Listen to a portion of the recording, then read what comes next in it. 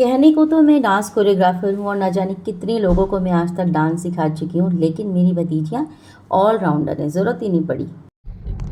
तो आज आन्या के एक फ्रेंड का बर्थडे है। कितनी प्यारी लग रही मेरी बेटी।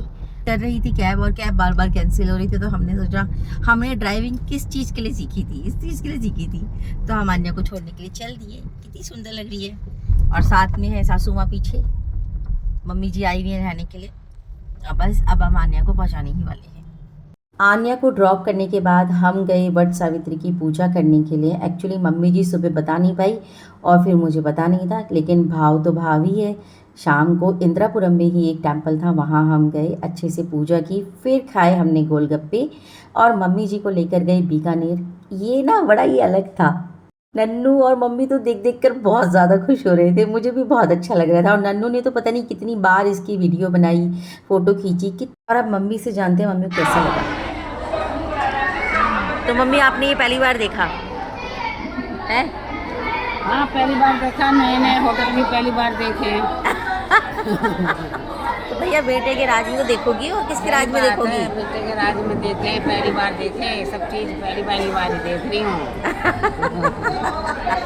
और नन्नू को कैसा लगा वो ग्लास वाला? अच्छा था ना?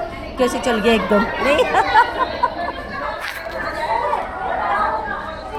बेटों के राज में क्या देखा? बेटे के राज में होटल देखा। हाँ। दोनों बहुओं के राज में सेवा देखी। ओहो।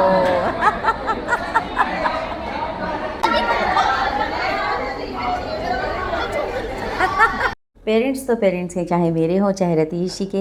इतना सुंदर इतना प्यारे से हस्बैंड दिए मुझे मम्मी जी ने, तो इनकी केयर करना तो बनता है ना। मम्मी जी बहुत अच्छी हैं, बहुत ध्यान रखती हैं। और आजकल हमारा पूरा चीज़ ना पूरा का पूरा ध्यान चाउमीन पर है। मैं भी आजकल बहुत ज़्यादा चाउमीन खा रही हूँ नन्नू की तरह। नन्नू हमारी खाने की बहुत शौकीन है ना नन्नू? मम्मी कह रही मूवी की स्माइल कर लिया कर। नन्नू हमारी खाने की बहुत शौकीन है, दीदी की तरह। आन्या दीदी भी ना,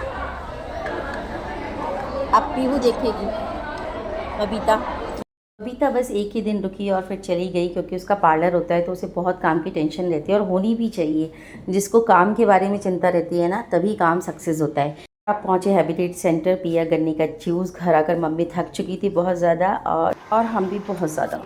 और फिर नेक्स्ट डे इवनिंग में हमने खाई आइसक्रीम। भाई इतनी गर्मी चल रही है ना, कुछ भी ठंडा ठंडा खाते रहो पीते रहो। तो ऐसा रहा हमारा मेरी सासू माँ और नीस के साथ अच्छा सा दिन। बस ऐसी ही छुट्टियाँ पड़ती रहें और मम्मी जी और सब लोग आते रहें। आपको हमारा ये ब्लॉग कैसा लगा? अगर अच्छा लगे तो सब्सक्राइब करना बिल्कुल ना भूलें। जल्दी ही मिलते हैं नए दूसरे ब्लॉग में। Bye bye.